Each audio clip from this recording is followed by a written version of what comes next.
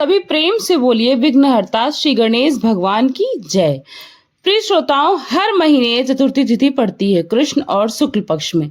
कृष्ण पक्ष में आने वाली चतुर्थी तिथि को संकष्टी और शुक्ल पक्ष में आने वाली को विनायक चतुर्थी कहते हैं।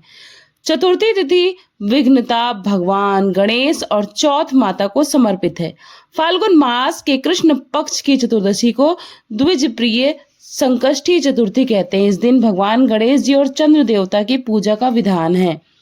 इस साल की द्विज प्रिय संकष्टी चतुर्थी पर सुकर्मा योग बन रहा है। आइए जानते हैं संकष्टी चतुर्थी की तिथि और शुभ मुहूर्त के साथ साथ चंद्रोदय के समय के बारे में। संकष्टी चतुर्थी का अर्थ होता है वह चतुर्थी जो समस्त कष्टों और संकटों का हरण कर ले, और भगवान गणेश के आशीर्वाद से इस व्रत को रखने वाले भक्तों के जीवन में सुख एवं समृद्धि, ज्ञान और बुद्धि, शुभता आदि फलों की प्राप्ति होती है। चतुर्थी का व्रत चंद्र देवता की पूजा या दर्शन के बिना अधूरा माना जाता है। इसीलिए रात को चंद्रोदय होने पर चंद्रमा को अर्घ्य देकर ही व्रत खोला जाता है। व्रत में नमक का या किसी प्रकार के अन्न का सेवन नहीं किया जाता। इस बार चतुर्थी तिथि 5 फरवरी गुरुवार को 12:10 से है। देखा जाए तो यह बुधवार की मध्य रात्रि देर रात 12 बजे के बाद का समय होगा, तब से चतुर्थी तिथि प्रारंभ हो जाएगी। चतुर्थी तिथि गुरुवार को पूरा दिन रहेगी और देर रात 12:22 पर समाप्त हो जाएगी, क्योंकि इस बार गुरुवार को पूरा दिन ही चतुर्थी तिथि है। इसीलिए संकष्टी चतुर्थी का व्रत रखने वाले 5 फरवरी दिन गुरुवार को ही रखेंगे इस व्रत को।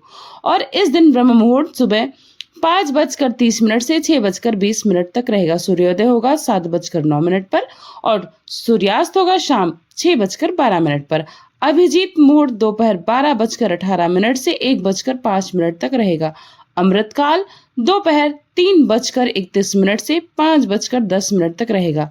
राहु काल दोपहर 1:30 से 3 बजे तक रहेगा। और इस दिन पूरा दिन ही सुकर्मा योग रहने वाला है। सुकर्मा योग को किसी भी शुभ काम के लिए या किसी खास उपाय को करने के लिए बहुत अच्छा योग माना जाता है। प्रातःकाल पूजा मुहूर्त 5:49 से 7:07 तक रहेगा। सायंकाल पूजा मुहूर्त शाम 6:01 से 7:22 तक रहेगा। चंद्रोदय होगा 5 फरवरी गुरुवार को रात 9:40 पर। तो इस समय के बाद से चंद्र देवता को अर्घ्य देकर आप संकष्टी चतुर्थी का उपवास खोल सकते हैं।